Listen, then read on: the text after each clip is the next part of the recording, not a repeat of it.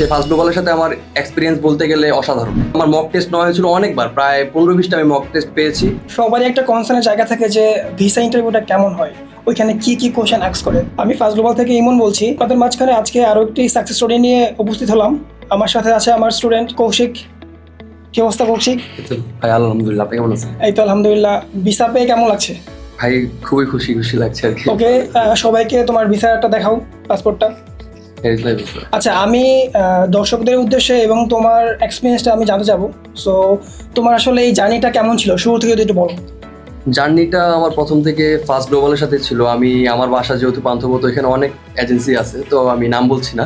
তো আমি অনেক জায়গায় গিয়েছি, বাট হচ্ছে এমন কোনো কিছু পাইনি। বাট যখন আমার মা বললো, অনেক রিভিউ দেখলো, আমার মা হচ্ছে প্রেফার করছে ফার্স্ট গ্লোবাল। তো ভাবলাম যে মার কথা শুনি লাস্ট। তো মার কথা শুনে আসলাম। আসার পরে ইমন ভাইয়ের সাথে দেখা।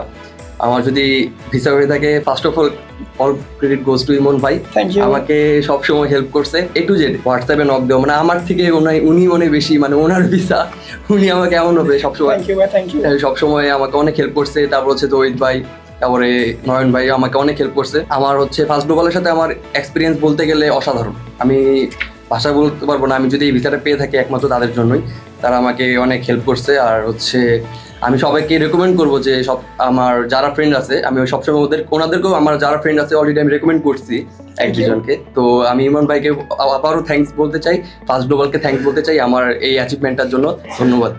ওকে ভাইয়া, সবারই একটা কনসার্নের জায়গা থাকে যে ভিসা ইন্টারভিউটা কেমন হয়, ওইখানে কি কি কোশ্চেন আস্ক করে। তো আপনি যদি আপনার এক্সপিরিয়েন্স শেয়ার করতেন। আচ্ছা, আমারও এমন ছিল যে কি আস্ক করে, আমিও খুব নার্ভাস ছিলাম। বাট যাওয়ার পরে অ্যাট দ্য মোমেন্ট আমি দেখতে পেলাম যে তেমন কিছুই না। কেন মালটা চুজ করছো? জাস্ট ক্যাজুয়ালি, বাট মানে ফর্মালি কথা বলতে হবে, আর হচ্ছে স্মার্টলি প্রিটেন্ড করতে হবে যে তুমি জেনুইন স্টুডেন্ট, সেটা প্রিটেন্ড করতে হবে আর কি, সেটাই।